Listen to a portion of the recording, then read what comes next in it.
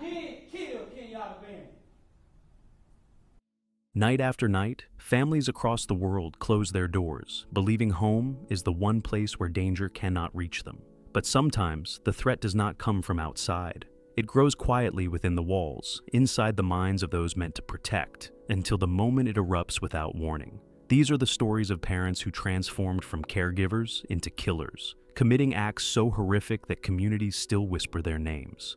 To understand how these tragedies unfold, we must step chronologically through the darkest family murders of the past decade, beginning in a quiet neighborhood on Jersey Island.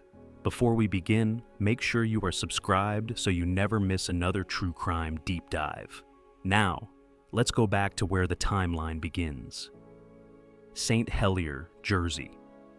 August 2011. The summer heat hung over the narrow streets of St. Helier on a quiet August afternoon, masking the storm gathering inside the mind of 31-year-old Damian Rizashowski. To neighbors, the Rizashowski family looked like any other returning from holiday, tired but intact.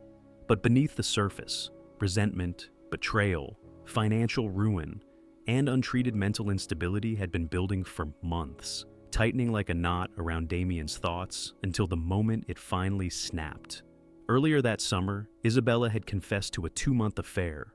Damian retaliated with a one-night stand of his own, but the damage was already spreading through their home. His shame deepened when a property deal in Poland collapsed, leaving him financially stranded. Then came the overdose in July, an attempt to erase the pressure that had been crushing him. One night in the hospital did nothing to treat the storm inside him, and friends later recalled his growing agitation, his drinking, and the brewing suspicion that he was losing control of both his marriage and his life. On August 14th, the family returned from a reconciliation trip meant to restore peace. Instead, it delivered them straight into the path of Damian's unraveling mind. Isabella invited her friend Marta and Marta's 5-year-old daughter Julia to join them for a casual barbecue. It should have been a simple gathering, a return to normality. But sometime around 3 in the afternoon, Damian made a decision that would turn the apartment into one of the island's worst crime scenes. He picked up 2 kitchen knives. His father-in-law, 56-year-old Marek Garstka, lay resting on the couch, unaware of the attack about to fall upon him. Damian stabbed him 9 times, swift, deliberate, and without hesitation. Investigators would later remark on the speed and precision of the opening assault, a violent signal that something inside Damian had already crossed a point of no return. From that moment, the flat transformed into a nightmare. 7-year-old Casper, Damian's son, had no time to escape. Damian stabbed him 16 times. He then turned to Kinga and Young, Julia, the girls from the household and next door. Each was stabbed 13 times. The brutality was beyond comprehension, the force so overwhelming that even veteran detectives struggled to process what they found. Inside the flat, blood soaked the walls. Outside, summer sounds carried on as usual, unaware of the horror unfolding behind a single door. Isabella, wounded but alive, managed to break free. She burst into the street screaming, clutching her mobile phone as she fled. Panic overtook her fingers, and she dialed 997, the Polish emergency number, instead of Jersey's. She looked desperately for help, for safety, for anything that could slow the nightmare chasing her. But Damian followed. Residents later described the scene as surreal, like something pulled from a nightmare. Neighbors tried to help, grabbing traffic cones, shouting, attempting to block his path, but he pushed past them. Damian stabbed Isabella repeatedly in the street as she collapsed, her screams carrying across the neighborhood. Nearby, Marta, gravely injured, staggered to a neighbor's doorstep, pleading faintly for help before she too collapsed. Her small daughter was already dead inside the flat. The entire attack lasted approximately 15 minutes. The first police unit arrived about 5 minutes after the emergency call was traced, but by then, the damage was irreversible. 6 people lay dead: Marek, Isabella, Marta, Julia, Kinga, and young Kotspur. It was one of the worst mass killings ever recorded on the island. After the frenzy, Damian retreated back into the flat and stabbed himself repeatedly in the chest, collapsing from a punctured lung. When officers entered, he was lying on the floor, barely conscious, surrounded by the aftermath of the violence he had unleashed. As investigators pieced together the events, a portrait of a man spiraling downward emerged. Damien's family described his violent drinking episodes. His father spoke of the financial deception that robbed Damien of large sums and pushed him deeper into despair. The reconciliation trip revealed no healing, only festering agitation. In Broadmoor Hospital, where he was taken after surgery, Damien claimed he remembered nothing. He said voices had filled his head. His mental decline was undeniable, yet experts concluded he had still understood his actions enough to be held responsible. In October 2012, a court sentenced him to life imprisonment with a minimum term of 30 years, but Damien would not serve the full sentence. On March 31, 2018, he was found dead in his segregation cell at Full Sutton Prison. Another life ended, leaving behind only questions, devastation, and the lingering shadow of what had happened on that August day. The massacre shook Jersey, not only for its brutality, but for how quickly a seemingly ordinary family disintegrated behind closed doors. And as horrific as the case was, it would become only the first in a growing list of family annihilations that would stain the coming decade. From a peaceful island in the English Channel, our timeline now moves forward toward another family, another eruption of violence, and another moment when the person meant to protect became the one to fear. Enoch, Utah, January 2023. In the quiet residential streets of Enoch, Utah, winter mornings normally began in silence, soft snow, dark skies, and the slow waking of a community that rarely saw serious crime. But on the morning of January 4th, 2023, police officers would walk into a home containing one of the most devastating family murders in Utah's modern history. And at the center of it stood 42-year-old Michael Haight, a man whose public image never hinted at the storm building inside him. To neighbors, Michael had always appeared stable, a father of 5, a working professional, a man involved in his church and community. But beneath that image lived a pattern that had gone unrecognized or unacted upon for years. Control, surveillance, intimidation, and violence that never fully surfaced until it was too late.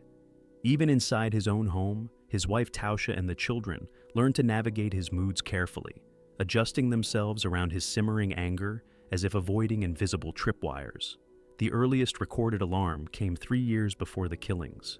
In 2020, Michael's eldest daughter, Maisie, reached the point where fear overcame silence. She told police that her father had become assaultive during the previous 3 years, that she had been choked, and that she lived in constant fear he would kill her. Her words were direct, chilling, and unmistakably clear. Yet the case was dismissed for what officials later called insufficient evidence. Michael called the girl mouthy. His wife, conditioned by years of control, insisted the situation did not require charges, believing this moment might force Michael to change. He did not. Michael monitored the phones and tablets in the home, checking what Tausha said about him. He tested boundaries, minimized harm, and cultivated the image of a misunderstood but harmless father. Police and prosecutors, lacking bruises or dramatic incidents, closed their files. The family returned to what looked from the outside like normal life. But behind closed doors, fear deepened. 2 weeks before the murders, Tausha finally initiated divorce proceedings. For Michael, whose identity was tied tightly to his role as husband and patriarch, the divorce was not just a separation. It was a loss of control. A structure that had allowed him to dictate the emotional climate of the home was slipping away from him, and, in the quiet spaces of his mind, something dark began to form. On January 4th, a family friend grew concerned. Tausha had missed an appointment she never would have ignored. Hours passed with no response. At 4 p.m., officers performed a welfare check. Nothing could have prepared them for what they found inside. 8 bodies, 3 adults and 5 children, each killed by multiple gunshot wounds. Michael, Tausha's 78-year-old mother, and all 5 children, 17-year-old Makee, 12-year-old Briley, 7-year-old twins, Ammon and Sienna, and 4-year-old Gavin. The carnage formed a devastating timeline. Michael executed his entire family before turning the gun on himself. The children were found in separate rooms, suggesting they were killed quickly, one by one, perhaps lured or cornered before they could comprehend what was happening. Investigators determined Michael had removed all firearms from the home days earlier, a strategic move that prevented Tausha from defending herself and implied planning rather than an impulsive act. The divorce papers were still fresh. The children's school backpacks sat by the door. Christmas decorations were still up. The normality of the home felt jarring beside the silence of death. News spread through Enoch like a shockwave. This was a community where everyone seemed connected. Church groups, schools, family friends. Suddenly, 8 funerals were needed for one family. When the mass service was held on January 13th, hundreds came. Tausha's family did not speak Michael's name. His obituary, posted anonymously online, praised him as a loving father, sparking nationwide anger before it was quickly removed. But beneath the outrage lay a deeper question often found in familicide cases. How many opportunities to intervene were missed? How many red flags waved unseen or unacknowledged? The domestic abuse report from 2020 loomed largest. Macy's words had spelled out a warning with eerie accuracy. But without visible injuries or criminal history, the system moved on. And so did Michael, quietly, carefully, inwardly brewing the act that would come 3 years later. In the aftermath, grief counselors flooded local schools. State officials issued condolences. Community leaders spoke about the need to take domestic violence seriously, even when signs appear subtle. But for the Haight family, the warning came too late to save them. And while this tragedy occurred more than a decade after the Rzeszowski killings, the connecting thread is unmistakable, a private collapse no one fully understood until after the violence erupted. As our timeline continues, we move backward briefly to the next chronological case, a massacre that unfolded in Australia in 2014, when a mother's untreated mental illness led to one of the most heartbreaking scenes the country had ever witnessed. Manoora, Cairns, Australia, December 2014. In the tropical heat of Cairns, December mornings often begin with the chorus of birds, the hum of cicadas, and the quiet stirring of families preparing for the day. But on December 19, 2014, police officers stepped into a home in the suburb of Manoora and confronted a scene so devastating that many of them never fully recovered from what they witnessed. Inside that home, 8 children, 4 boys and 4 girls, ranging in age from toddlers to teenagers, were dead. And the person responsible was not an intruder nor a stranger, but someone they trusted completely, their mother, 37-year-old Rain Mersine Ina Taide. She had no criminal history, no record of violence, and no public displays of danger. To neighbors, she was simply a single mother raising a large family under financial strain. But the truth was far more complex. In the months leading up to the killings, Rain descended into an unrecognized and untreated mental collapse, one driven by schizophrenia so severe that psychiatrists would later describe it as schizophrenia at its very depth. The first sign that something was deeply wrong surfaced the night before the killings. Neighbors heard shouting, Rain yelling in the street, throwing belongings onto the front lawn, behaving in ways that were erratic and frightening. She had recently developed extreme religious beliefs, publicly speaking about Papa God and seeking counsel from multiple churches. She banned alcohol and drugs from her home, despite being a longtime cannabis user herself. The behaviors might have seemed like the struggles of an overwhelmed mother, but in reality, the foundations of her mind were fracturing. Rain's 20-year-old son came to visit the following morning, around 11 a.m. What he found inside the home would haunt him forever. 8 children, 7 siblings and 1 cousin, were lying motionless. Rain stood nearby, bleeding heavily from more than 35 self-inflicted stab wounds to her chest and neck. When her son entered, she reportedly told him the words that would echo across Australia, "I've killed them." Police arrived shortly after his desperate call for help. The scene inside was incomprehensible. Multiple children stabbed repeatedly, no signs of struggle, no evidence that they had cried out during the attack. Investigators suspected the children may have been drugged beforehand, though toxicology tests later found no substances. The silence of the attack remains one of the case's most chilling aspects. The victims ranged from 2 years old to 14. 7 were Rain's biological children. The 8th was their cousin, who had been staying with them. Their small bodies were found throughout the home, in bedrooms and living areas. Officers described the atmosphere inside the house as suffocating, a place where time seemed to stop the moment the violence began. Rain was taken to a hospital for emergency treatment. Medical staff quickly recognized that her stab wounds were not a suicide attempt driven by guilt, but part of the same psychotic episode that had claimed her children's lives. She was transferred to a psychiatric facility where doctors began piecing together the mental decline that had led to the tragedy. Investigators learned that Rain had been struggling for years. She was financially strained, isolated, emotionally overwhelmed, and increasingly delusional. She genuinely believed she was protecting her children from an impending apocalyptic event. One psychiatrist testified that she believed she was saving them from the end of the world. Another described her as being in an apocalyptic delusional state. Her schizophrenia, undiagnosed and untreated, had reached a catastrophic breaking point. On December 21st, she was charged with 8 counts of murder, but by April 2017, after intense psychological evaluation, Queensland's mental health court declared Rain of unsound mind at the time of the killings, making her legally not responsible under Queensland law. She was placed under indefinite detention at the Park Centre for Mental Health, a secure psychiatric facility where she remains to this day, a decade after the tragedy. The community mourned with a grief so heavy it seemed to linger in the air. Funerals were held at the Cairns Convention Centre on January 10, 2015. Elders from the Torres Strait Islander community spoke about cultural protocol and asked for privacy, urging Australians to remember not only the horror of the act, but the humanity of the children who died. Their names were spoken, their lives honored, and their memories carried forward by extended family who still refused to let them be defined only by the tragedy. The Tide case became a national flashpoint in discussions about mental health, family violence, and the failures of social systems that often overlook struggling single parents until it is too late. But unlike some of the other cases in this documentary, this was not a story of hidden malice or private cruelty.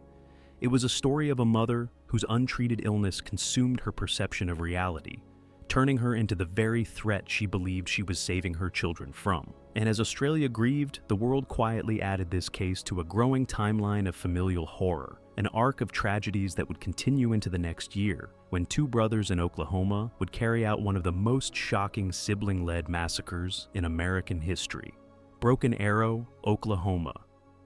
July 2015. In the quiet suburban cul-de-sacs of Broken Arrow, Oklahoma, the summer of 2015 passed with the usual sounds of sprinklers, lawnmowers, and families spending evenings outdoors.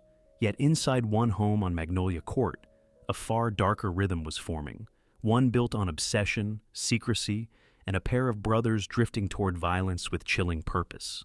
On the surface, the Bever family appeared withdrawn but harmless. Behind the walls, however, 18-year-old Robert Bever and his 16-year-old brother Michael were drawing up plans for a massacre. The Bever home had always been unusually private. The children were homeschooled, rarely seen by neighbors, and prohibited from forming friendships. Residents assumed the parents were simply strict or devout. What no one realized was that Robert and Michael were shaping their worldviews almost entirely in isolation, consuming violent media, studying previous mass killers, and constructing fantasies of infamy. They did not plan merely to harm their family.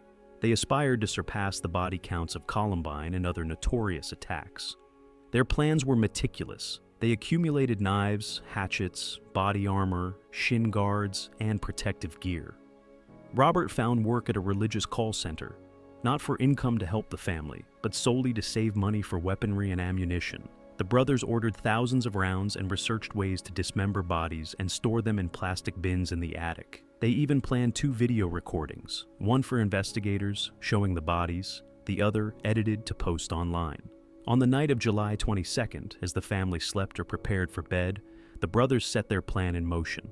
Around 11:30 p.m., 12-year-old Daniel, one of the younger siblings, realized something was terribly wrong and dialed 911. His voice was frantic. Screaming could be heard.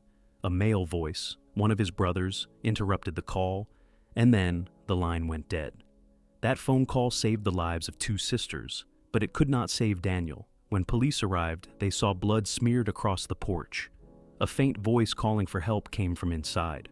officers forced the door open and found 13-year-old Crystal Bever, bleeding heavily from stab wounds to her stomach, arms, and neck. She had been attacked, but managed to cling to life. They pulled her out of the house, and then discovered Daniel and 4 other family members already dead. The scene inside was grotesque. Parents and siblings brutally stabbed, blood pooled across floors and walls, weapons scattered like discarded tools. 5-year-old Victoria, 7-year-old Christopher, 12-year-old Daniel, 44-year-old April, and 52-year-old David. Each had suffered multiple sharp force injuries. Daniel alone had been stabbed more than 20 times. The brutality was not chaotic. It was intentional, methodical, and aligned with the brothers' long-harbored fantasies. 2-year-old Autumn was found alive upstairs, untouched. The brothers had not yet reached her, a terrible stroke of timing that spared her life. Officers quickly realized one or both attackers were still nearby. A K-9 unit swept the wooded area behind the house, and at 12:18 a.m., Robert and Michael Bever were found hiding beneath a bush. Neither resisted. Robert still carried a knife. During interrogation, Robert confessed openly. He admitted the killings were only meant to be the beginning. After murdering their family, the brothers planned to steal the family vehicle, travel across multiple states, shoot random strangers, and achieve a body count of 50 or more. Robert even expressed admiration for infamous killers and insisted he wanted to exceed their notoriety. Crystal, recovering in the hospital, identified her attackers without hesitation. She explained that she had been lured to a bedroom before the assault began. Her testimony not only confirmed the brothers' guilt, but revealed the intricate planning Robert and Michael had executed. Abuse allegations emerged, claiming the parents were strict and sometimes harsh, but nothing in the home's history suggested the kind of rage required to justify the brothers' brutality. Investigators found no evidence of the physical abuse Robert described. Instead, what emerged was the psychology of 2 isolated teenagers feeding each other's dark fantasies. The Bever home itself became a symbol of the horror. Walls were ripped down to the studs by cleanup crews. Neighbors, once unaware of the family's dynamic, now walked past the empty house with unease. Eventually, the city decided to demolish the structure and replace it with a memorial park, turning a site of tragedy into a place for reflection. Robert received multiple life sentences without the possibility of parole. Michael, a minor at the time of the killings, received life with the possibility of parole after 225 years. Neither brother expressed remorse. The Broken Arrow massacre was not born from a sudden psychotic break or years of documented domestic violence. It was born from seclusion, obsession, and a self-amplifying fantasy culture created by 2 brothers isolated from the world and enthralled with violence.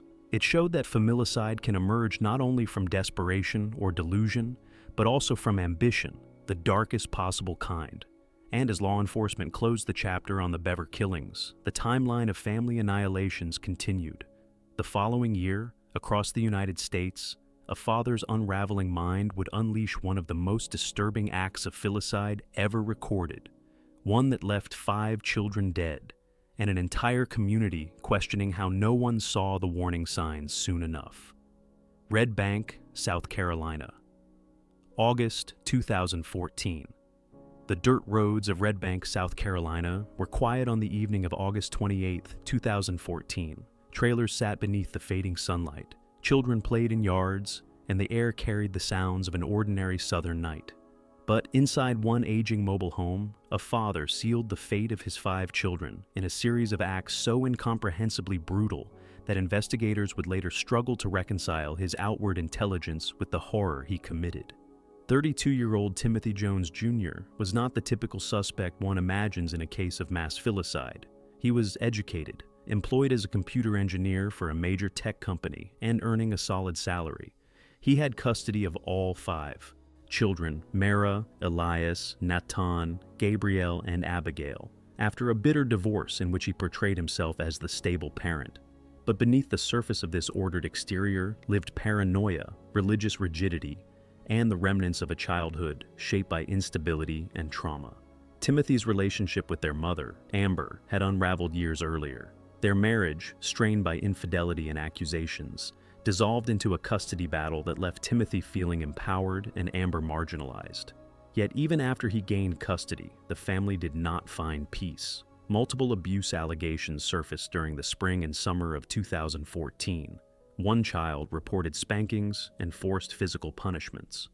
Another allegation claimed the children were often underfed, the home unclean, and that Timothy feared the children would betray him if they returned to public school. Investigators noted concerns, but no case reached the threshold for removal. Those decisions would haunt the state of South Carolina forever. On the afternoon of August 28th, Timothy picked up the children from school and daycare. He stopped at a Walmart, where security footage later showed the children lingering near the car as Timothy barked orders at them. The tension in the air was visible even through the grainy lens of surveillance cameras. That evening, something inside the mobile home broke. According to Timothy's own statements, 9-year-old Natan tampered with an electrical outlet, triggering rage in his father. Timothy forced him to perform grueling physical exercises, push-ups, squats, running in place, until the child collapsed. Timothy claimed he found Natan dead later that night. Whether the death was accidental or the result of direct violence, experts would eventually conclude that Natan had been strangled. Panic took over, or so Timothy later insisted. He said voices told him his children were going to kill him. Instead of calling emergency services, he decided to cover up the first death by killing the remaining 4 children. What happened next was a sequence of murders that stunned even veteran forensic investigators. Timothy strangled his eldest daughter, Mara, after she witnessed what had happened to her brother. He strangled or suffocated the remaining children, Gabriel, Elias, and little Abigail, using his hands or a belt because, as he put it, their necks were too small for his fingers alone.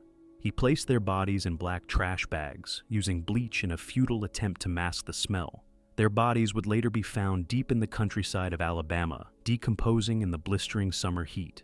Over the next several days, Timothy drove across multiple states with the children's bodies in his SUV. Surveillance footage documented his travels, stops at gas stations, a trip to Walmart to buy tools and containers, the casual movements of a man attempting to hide what he had done while maintaining the facade of normalcy. The children were marked absent at school, but no immediate alarms were raised. On September 6th, after nearly 10 days on the road, Timothy was stopped at a routine checkpoint in Mississippi. Officers noticed the odor first, then his erratic behavior, then the blood. Inside the vehicle were notes describing methods of body disposal, chemicals, and signs of drug use. When confronted, Timothy ultimately led investigators to the remote dirt road where the children's bodies lay in thick black bags swarmed by insects. Autopsies revealed the brutality they had endured. Ligature marks on delicate necks, fractures, signs of strangulation, and decomposition accelerated by heat. Only one stomach contained food, suggesting the others may have been dead before the final dinner Timothy claimed they had shared. In court, Timothy sobbed as they played his confession. He claimed he had been overwhelmed, unmedicated, and spiraling into psychosis. He insisted he believed demons were speaking to him, that his children had turned against him, that he had lost control of his mind. But the prosecution argued that this was not insanity. It was rage, cowardice, and calculated violence. In 2019, Timothy Jones Jr. was found guilty of 5 counts of murder and sentenced to death. He remains on death row in South Carolina. The scale of the tragedy left a permanent mark on the state. 5 innocent children lost to the very person meant to protect them. A mother forced to bury all her children. And a community left asking how many missed warnings it takes before a family reaches its breaking point. But the timeline of devastation does not end here. As we move forward, we leave the United States once again and cross the world to Australia, where in 2020, a different kind of domestic terror unfolded, not through secrecy or psychosis, but through control, obsession, and a father determined to punish the family he believed he owned. Camp Hill, Brisbane, Australia, February 2020. Morning routines in the Brisbane suburb of Camp Hill once carried a familiar rhythm. Parents loading children into cars, neighbors waving as engines started, the air thick with the warmth of a Queensland summer. But on February 19th, 2020, that ordinary rhythm was shattered in the most horrifying way imaginable. In a quiet street lined with family homes, a father transformed an everyday school run into a murder scene that would ignite a national reckoning on domestic violence. Rowan Charles Baxter, once a semi-professional rugby league player and fitness coach, had crafted an image of control, disciplined, charismatic, proud. Yet beneath that veneer lay a man consumed by jealousy, entitlement, and rage. His marriage to Hannah Clark had deteriorated under the weight of his manipulation and abuse.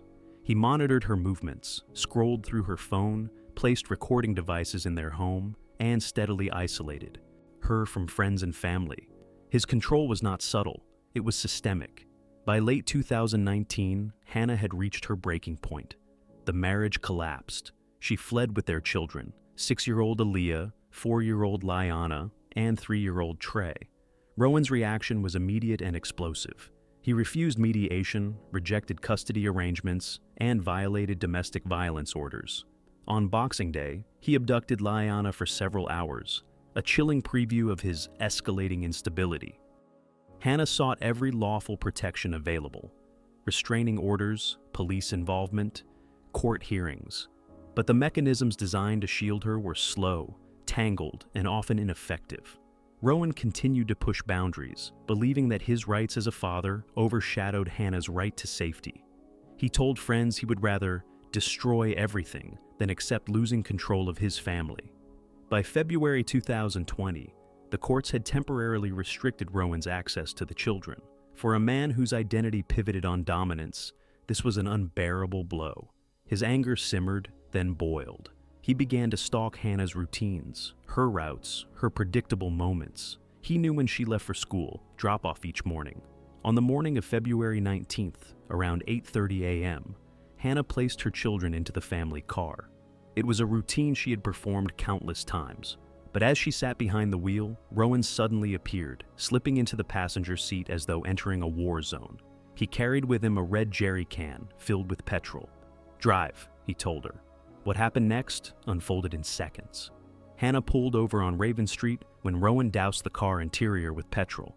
A struggle ensued. Witnesses later recalled hearing Hannah screaming, "He's poured petrol on me!"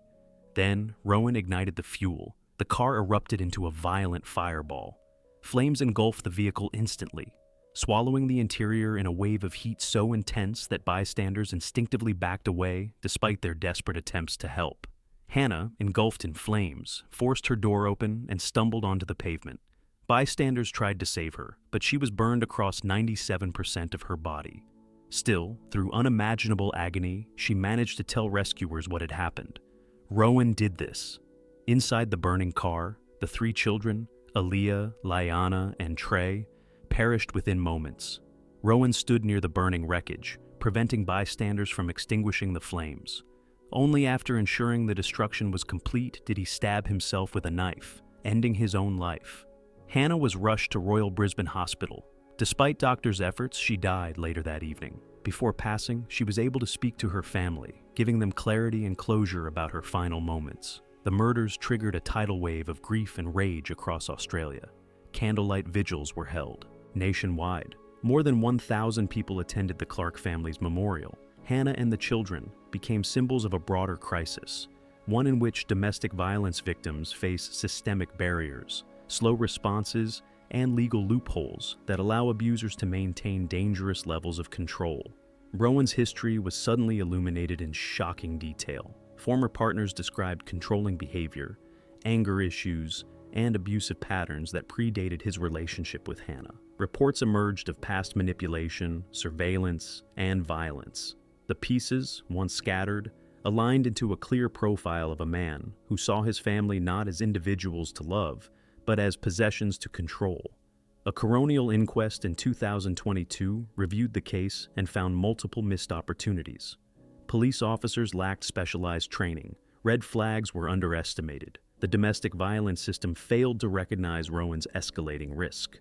Recommendations were issued, including better education for officers, improved support for victims, and the creation of specialized domestic violence police stations. But none of those reforms could reverse what had happened. Hannah's legacy would instead carry forward through her family's advocacy, pushing for coercive control to become a criminal offense and for systemic change in how domestic violence is recognized and addressed. Her name became a rallying point for a nation seeking to confront the invisible dangers hidden behind closed doors.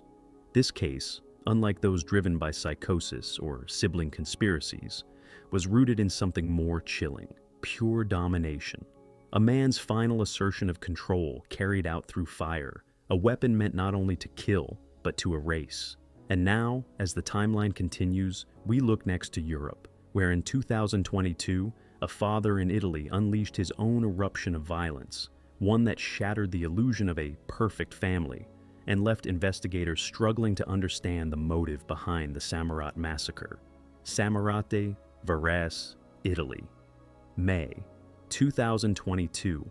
In the quiet suburban town of Samarate, the narrow streets lined with tidy villas created an image of calm domestic life. Families had lived there for generations, trusting in the predictable rhythm of small-town Italy. But on the early morning of May 4th, 2022, that peace was ruptured inside a home on Via Torino, where 57-year-old Alessandro Maha unleashed one of the most shocking acts of familicide Italy had seen in decades. To outsiders, the Maja family appeared stable, successful, respectable, tightly knit. Alessandro was a surveyor with a design studio in Milan's trendy Navigli district. His wife, Stefania, was a beloved hairdresser. Their two children, Giulia and Niccolo, were bright, polite, and active. Neighbors described them as the perfect family.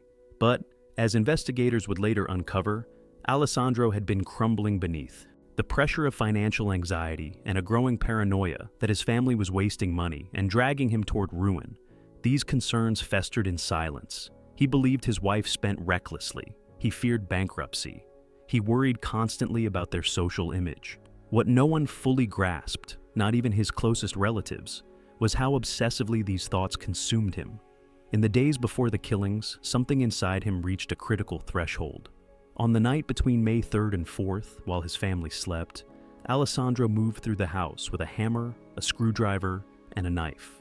The attack began around 6 a.m., but the planning, investigators believe, had begun much earlier.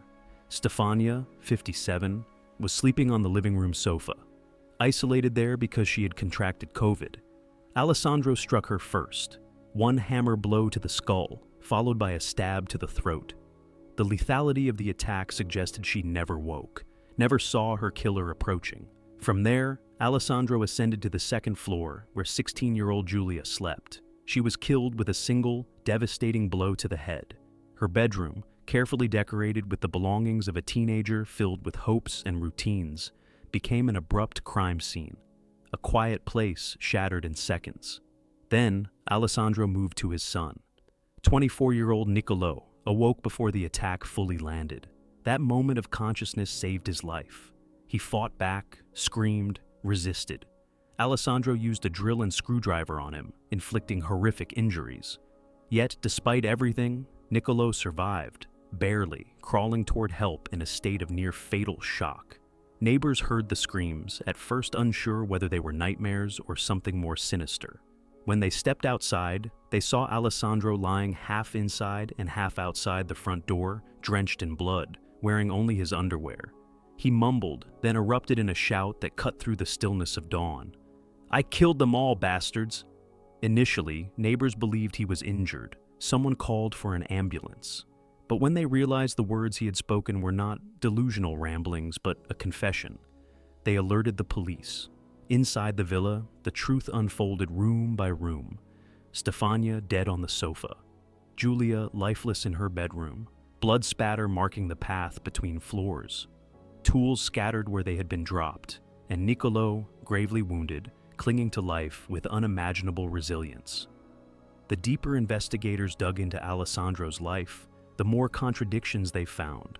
He had been financially comfortable for years. His fears of poverty were unfounded. His claims that the family was destroying him financially had no basis in reality. Yet, he had convinced himself that ruin was imminent. Relatives recounted a haunting exchange. Days earlier, Giulia told her grandfather that she had woken during the night to find Alessandro sitting on her bed, crying, apologizing. At the time, the family brushed it off as emotional strain. In hindsight, investigators believe it was a moment of premeditation, a farewell before he carried out the massacre he had already planned. Court-appointed psychiatrists later confirmed that Alessandro was fully capable of understanding and willing his actions. He was not delusional, not psychotic, not detached from reality. His motive, though never fully verbalized, appeared rooted in financial paranoia and a distorted sense of paternal responsibility, a belief that his family was weighting him down and that their deaths would somehow solve a problem he could not articulate. During one early hearing, Alessandro claimed he never meant to kill them, that he only wanted to scare them. But the evidence contradicted every part of that defense. The brutality, the preparation, the selection of victims, everything pointed toward intentional annihilation. The trial became a national spectacle. People struggled to reconcile the man photographed on holiday, smiling with his family, with the man who had slaughtered them as they slept. In July 2023, he was sentenced to life imprisonment, with 18 months of daytime isolation. The sentence reflected not only the severity of the crime, but the court's determination that he had acted with cruelty and premeditation. On June 12, 2024, Italy's Supreme Court upheld the sentence, ensuring Alessandro would never walk free again.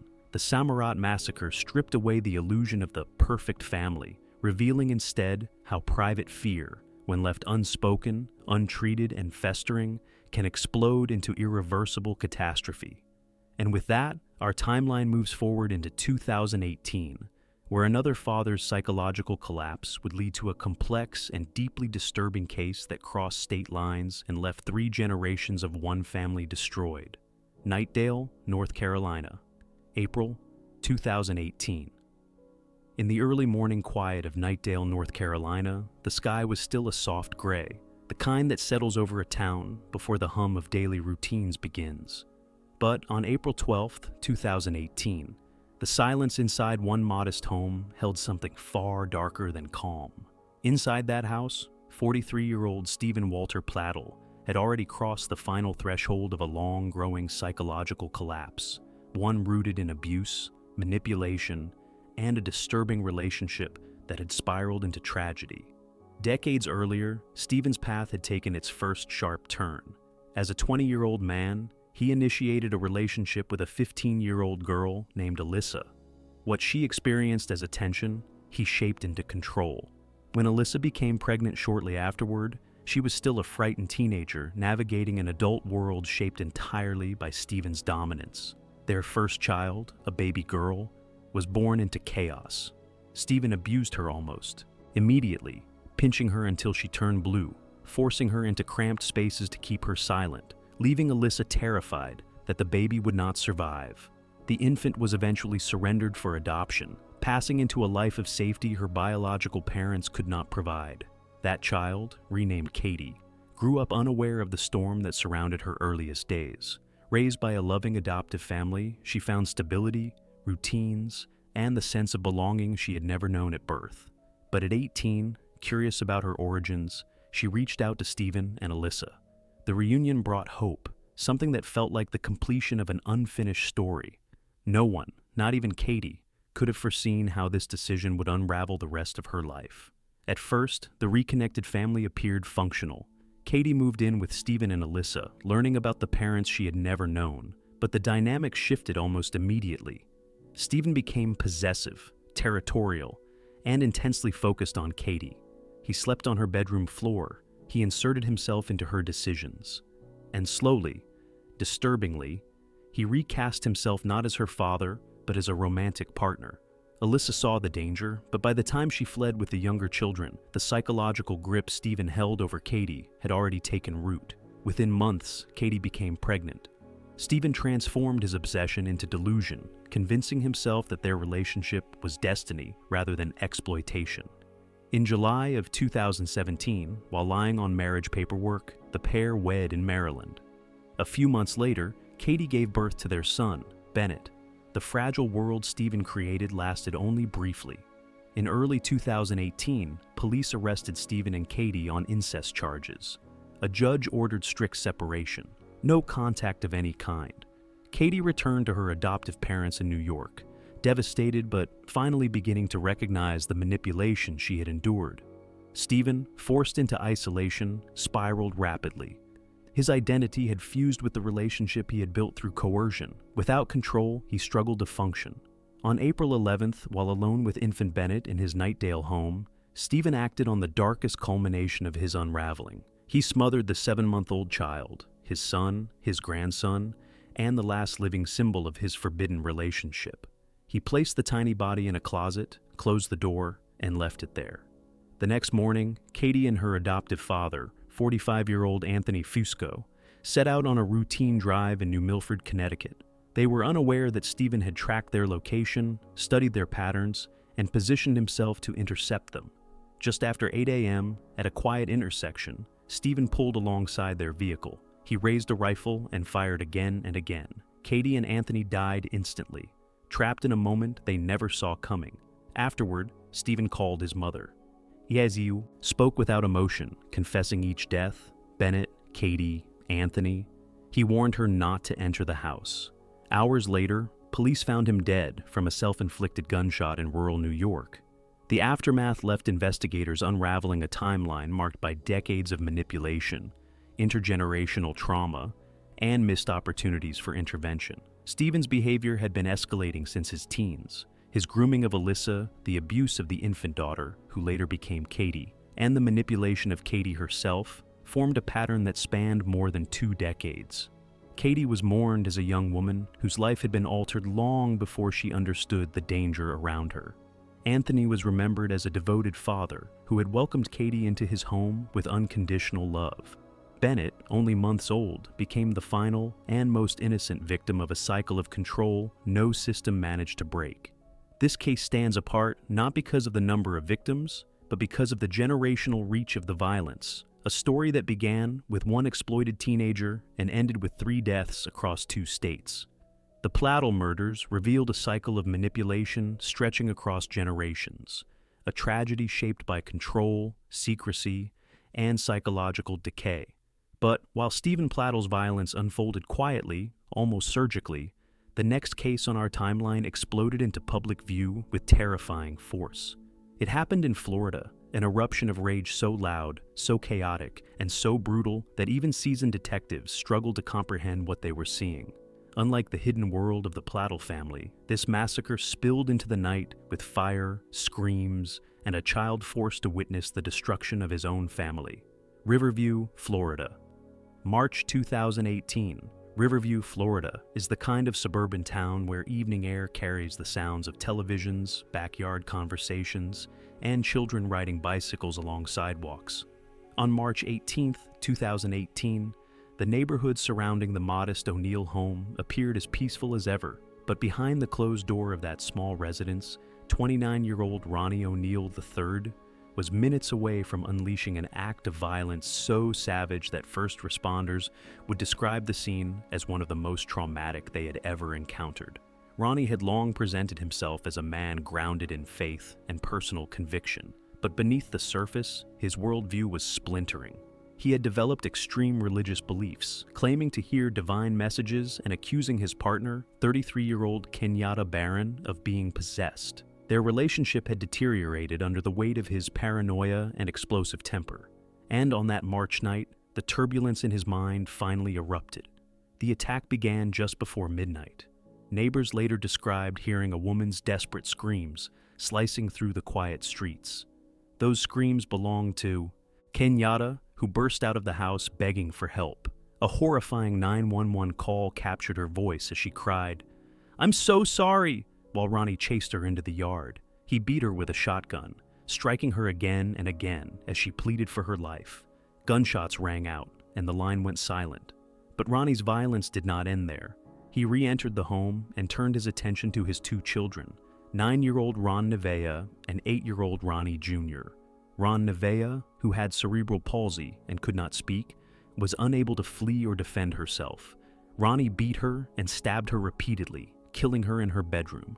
It was one of the most heartbreaking components of the case. A disabled child, unable to move or call for help, targeted by the person meant to protect her.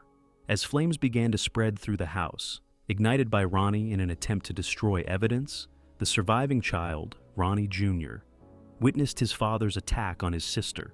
Despite his injuries, the boy managed to escape the burning home. He fled into the night, gravely wounded and terrified.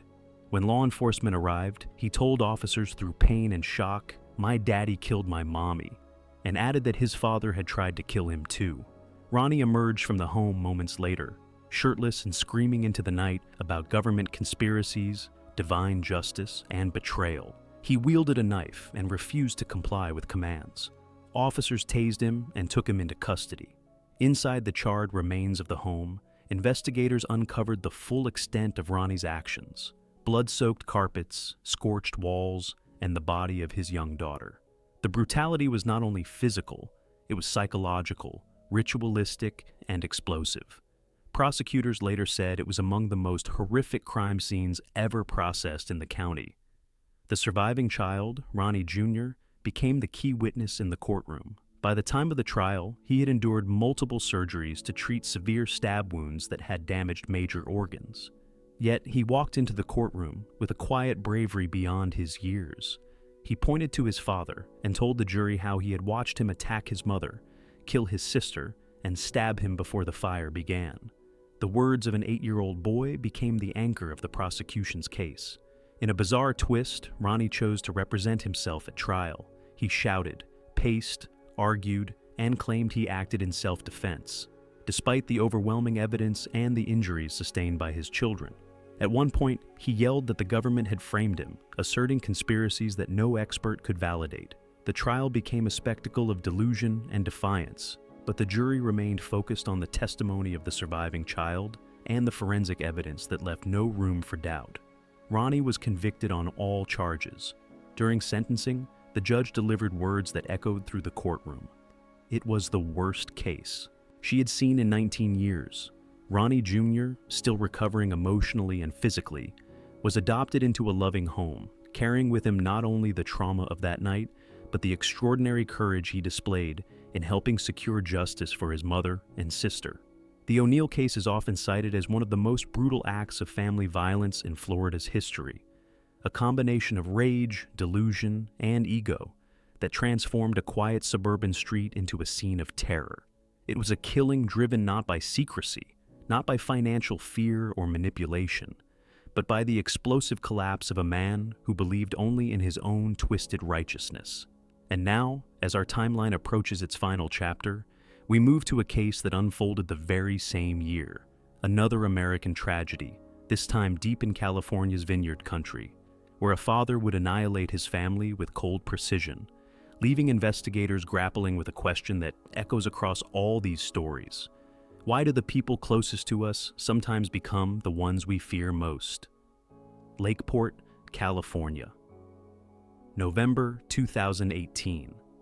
Lakeport sits beside the still waters of Clear Lake, surrounded by vineyards, oak trees, and the kind of quiet that draws families searching for a peaceful life.